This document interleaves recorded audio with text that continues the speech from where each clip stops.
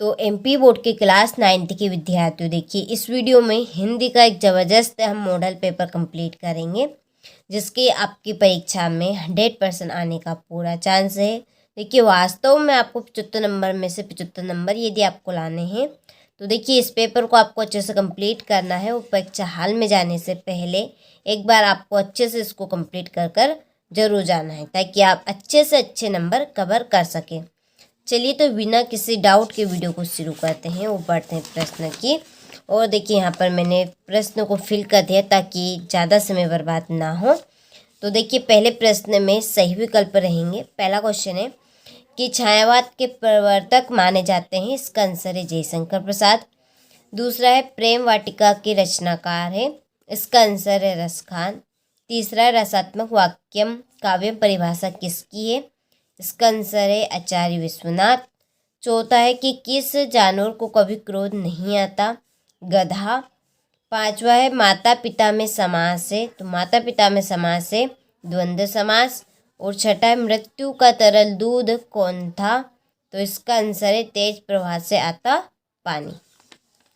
Question number 2 है रिक्त स्थानों की पूर्ति कीजिए। तो देखिए पहला है सोने का घड़ा शराब से भरा हो तो डेडेडेस निंदा करेंगे, तो कौन करेंगे, सज्जन लोग।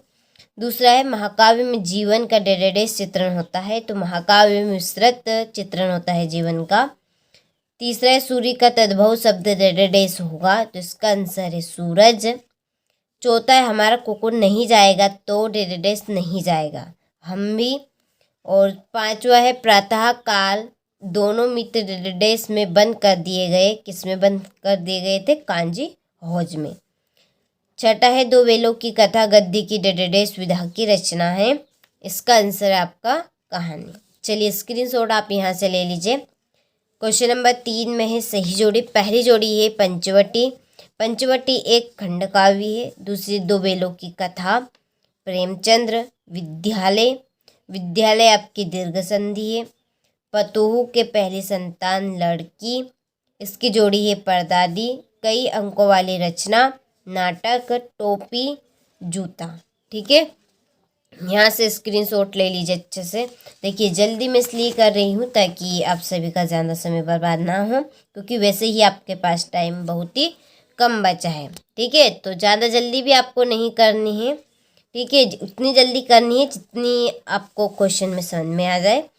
तो 5वें प्रश्न में है सत्य सत्य। तो देखिए पहला आपका सत्य है, दूसरा आपका सत्य है, तीसरा सत्य है और चौथा सत्य रहेगा। इसके बाद में छठा आपका असत्य है और 5 और छठा दोनों ही आपके असत्य रहेंगे। स्क्रीनशॉट आप ले लीजिए अच्छे से। देखिए क्वेश्चन नंबर 5 है एक वाक्य में उत्तर दीजिए। तो देखिए पहला है आपका कि न खाकर प्राणी क्या बनेगा, तो इसका आंसर है अहंकारी। ठीक है, दूसरा है कि नायक के व्रत जीवन का चित्रण किस काव्य में होता है, तो इसका आंसर है महाकाव्य। ठीक है, किस में होगा, महाकाव्य में। इसके बाद में है आपका तीसरा सांड को देखते ही कौन भयभीत हो गए, तो इसका आंसर है हीरा और मोती। चौथा है पंचम रत्न में कौन सा समास है, दिग्गु समास। छठा है 5वां जनरल मिथिया का चित्र किसने मंगवाया था, तो इसका आंसर है रेणु। और छठा हजारी प्रसाद द्विवेदी किस युग के लेखक है, तो इसका आंसर है आपका छायावाद। तो चलिए यहाँ से आप स्क्रीनशॉट ले लीजिए अच्छे से। देखिए क्वेश्चन नंबर हम छठा यहाँ से देखते हैं। ठीक है, ये रहा आपका क्वेश्चन नंबर छठा।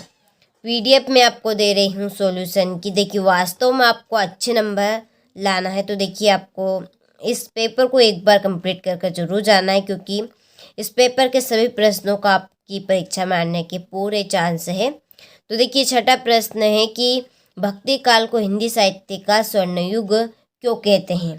देखिए मैं आपको यहाँ पे पढ़ के बताऊंगी तो ज़्यादा टाइम वेस्ट होगा, तो इसलिए आप स्क्रीनशॉट ले लीजिए और आप इसको पढ़ लीजिएगा। ठीक है, चलिए इसके बाद में है आपका ये अथवा छायावादी 4 प्रमुख कवि और उनकी रचनाएं। तो चलिए ये है आपके पहले जयशंकर प्रसाद, ये उनकी रचनाएं। इधर सूर्यकांत त्रिपाठी निराला, महादेवी वर्मा और सुमित्रा नंदन पंत। ठीक है, चलिए 7वां प्रश्न है कवि ने किस प्रकार के ज्ञान को महत्व दिया है। ठीक है, तो इसको आपको पढ़ लेना है, किस प्रकार के ज्ञान को महत्व दिया है कवि ने।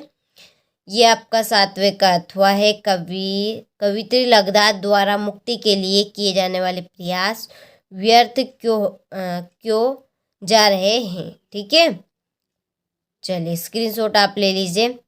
बहुत ही सिंपल लैंग्वेज में भी हमने लिखा है, आपको जल्दी ही याद हो जाएंगे यदि आप याद करेंगे भी तो। ठीक है, ये 8वां प्रश्न है। सखी ने गोपी से कृष्ण का कैसा रूप धारण करने का आग्रह किया था, अपने शब्दों में वर्णन कीजिए। ठीक है, तो ये रहा इसका आंसर। ठीक है, बहुत ही सरल है और छोटा है, 2 नंबर में आएगा केवल मात्र। ये आपका 8वें का अथवा है। स्क्रीनशॉट आप लेते चलिए जल्दी। ठीक है, थोड़ी सी का आपको जल्दी करना है, ज़्यादा जल्दी भी नहीं करने पर, लेकिन जल्दी करना है क्योंकि ज़्यादा टाइम वेस्ट है, आपको यहीं पर ही नहीं कर देना है। ठीक है, आपको याद भी करना है। चलिए आपका है 9वां प्रश्न। लता ने बादल रूपी मेहमान को किस तरह देखा और क्यों। तो यहाँ से स्क्रीनशॉट ले लीजिए आप। चलिए आगे बढ़ते हैं। पाठ्य मुक्तक गेय मुक्तक में अंतर। तो चलिए स्क्रीनशॉट आप ले लीजिए। एक तरफ आपको पाठ्य मुक्तक और दूसरी तरफ आपको गेय मुक्तक लिखना है और पॉइंट डालकर लिख देना है इसके अंतर। ठीक है, और ये आपका अथवा वीररस की परिभाषा लिखते हुए एक उदाहरण आपको देना है। तो ये वीररस की परिभाषा होगी और ये आपका उदाहरण। ठीक है, एक उदाहरण बोला था, यहाँ पे मैंने 2 उदाहरण आपको बता दिए हैं। जो लगे आपको वो उदाहरण आप लिख सकते हैं। ये आपका 11वां अलंकार की परिभाषा लिखते हुए था, उनके भेद आपको बताने हैं। तो ये अलंकार की परिभाषा और ये भेद हो गए। 2 नंबर का प्रश्न है, छोटा ही रहेगा। दोहा छंद की परिभाषा उदाहरण सहित आपको देनी। तो देखिए दोहा छंद की परिभाषा हो गई। ठीक है, और ये उदाहरण दोहा छंद का 2 उदाहरण है, जो आपको ठीक लगे आप कंप्लीट कर लेना। देखिए ये आपका 12वां गद्य किसे कहते, तो ये गद्य की परिभाषा हो गई आपकी। बहुत ही सरल है और सिंपल भी है, आप अच्छे से कंप्लीट कर सकते, बहुत ही सरल लैंग्वेज में लिखा है।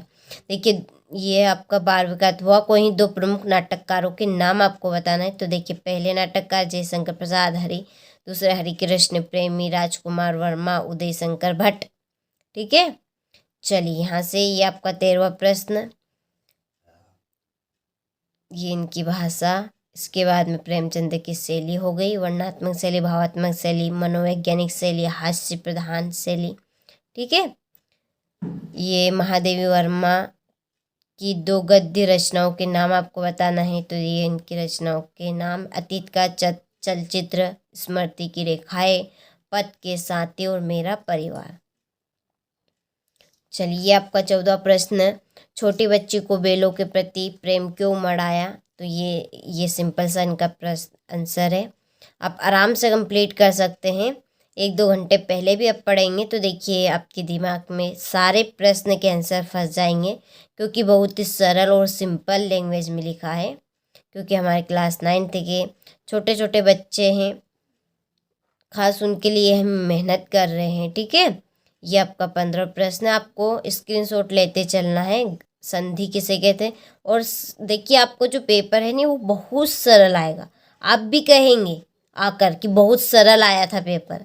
ठीक है, और पूरा पेपर हम आपको जो बता रहे हैं वही आएगा, आपको बिल्कुल भी टेंशन नहीं करना है, चिंता बिल्कुल नहीं करनी है। हम आपको जो दे रहे हैं आप केवल वो कंप्लीट करके चले जाइएगा, वही आपका पूरा का पूरा आ जाएगा। वास्तव में आपको चाहिए अच्छे नंबर, तो देखिए हमारे चैनल के साथ आप जुड़िए। 18वें नंबर में ये आपकी जो व्याख्या है वही है। ठीक है, प्रेमी ढूंढट में फेरो,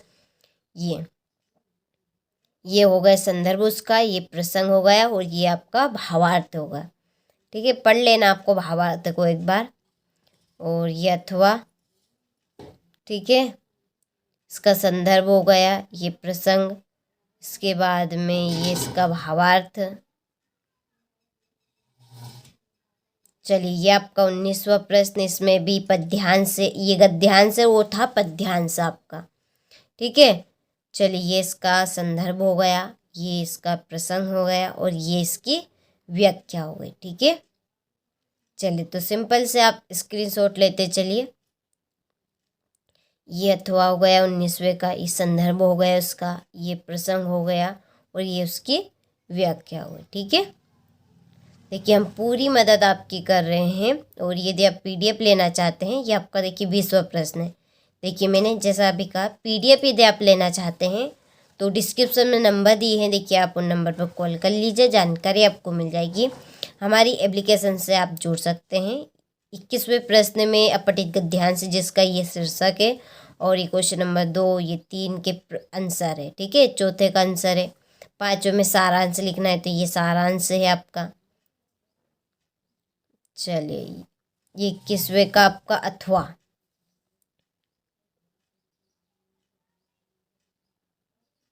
इसके बाद में 22वां प्रश्न। तो कि 22वें प्रश्न में अपने विद्यालय के प्रधान आचार्य महोदय को प्रार्थना पत्र लिखकर शुल्क मुक्ति के लिए आवेदन कीजिए।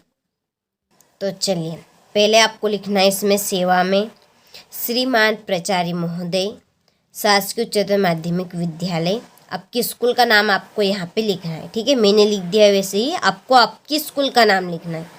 विषय में जो एप्लीकेशन आपसे पूछ रहा है वही आपको लिखना है शॉर्टतम में, जैसे कि शाला शुल्क माफ करने हेतु आवेदन पत्र। ठीक है, महोदय सविनय निवेदन है कि मैं आपके विद्यालय की कक्षा 9वीं का छात्र हूँ। मेरे पिताजी एक स्थान पर प्राइवेट नौकरी करते हैं, वहाँ इतनी कम आय में परिवार का लालन पालन भी कठिनाई से करते हैं। अतः प्राचार्य महोदय से निवेदन है कि वह मेरी परिस्थितियों को ध्यान में रखते हुए मेरी साला शुल्क माफ करें। ठीक है, ऐसा सिंपल से लिखना बहुत ही सरल है।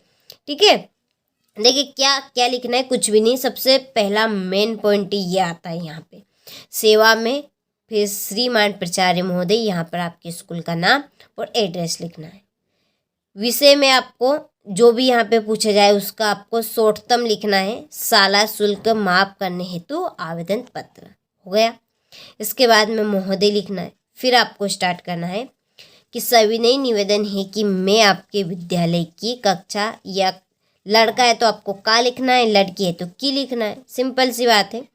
तो विद्यालय की कक्षा 9वीं की आएगी यहाँ पे, छात्रा हूँ। मेरे पिताजी एक स्थान पर प्राइवेट नौकरी करते हैं।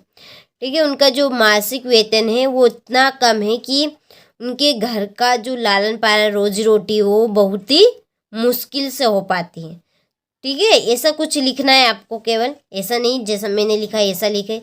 ये सब लिख सकते कि उनका मासिक वेतन इतना कम है कि हमारे परिवार की रोजी रोटी भी बहुत ही कठिनाई से हो पाती है। ठीक है, तो अतः प्राचार्य महोदय से निवेदन है कि वह मेरी परिस्थितियों को ध्यान में रखते हुए मेरी शाला शुल्क माफ कर। शाला शुल्क क्या है, आपकी फीस है। ठीक है, स्कूल की, उसको माफ करने के लिए आपको आवेदन पत्र लिखना। तो एक तरफ आपको धन्यवाद देना है और यहाँ पर आपको आपका नाम, आपका आज्ञाकारी शिष्य, आपका नाम, कक्षा लिख दीजिए, बस कुछ भी नहीं। ये आपका आवेदन पत्र होगा। ठीक है, चलिए ये परीक्षा की तैयारी की जानकारी है देते हुए 500 रुपये मंगवाने के लिए अपने पिताजी को एक पत्र आपको लिखना है। तो यहाँ पे सबसे पहले एड्रेस लिखना है, 115 गांधी आश्रम, इंदौर, मध्य प्रदेश। दिनांक पूज्य पिताजी, सादा चरण स्पर्श करना है। फिर आपका पत्र मिला, पत्र मिलकर प्रसन्नता हुई। मैं आजकल अपनी परीक्षाओं की तैयारी में लगा हूँ, प्रतिदिन पढ़ाई करता हूँ। मैं अभी तक लगभग सभी विषय का अध्ययन कर चुका हूँ, पढ़ाई में कोई कमी नहीं आने दे रहा हूँ ताकि कक्षा में सर्वाधिक अंक प्राप्त कर सकूँ। ठीक है, पिताजी आपसे निवेदन है कि मेरे पैसे समाप्त हो गए हैं, अतः 500 रुपये मनी ऑर्डर से भेजने की कृपा करें। आदरणीय माताजी को मेरा चरण स्पर्श कहना। ठीक है, चलिए यहाँ पे आपका प्रिय पुत्र आनंद प्रताप सिंह, यहाँ पे नाम लिख देना, ऐसा आपको लिखना है। ठीक है, चलिए तो ये टोटल मैंने आपको बता दिया है। और निबंध की बात रही तो उसके लिए हमने आपको डिस्क्रिप्शन में नंबर दिए, उसकी पीडीएफ हमने तैयार कर ली। यदि आप लेना चाहते हैं निबंध की पीडीएफ तो कॉल कर सकते हैं। और देखिए 100% इन प्रश्नों के आपके आने के पूरे चांस हैं। चलिए तो मिलते हैं आपसे अगले वीडियो में।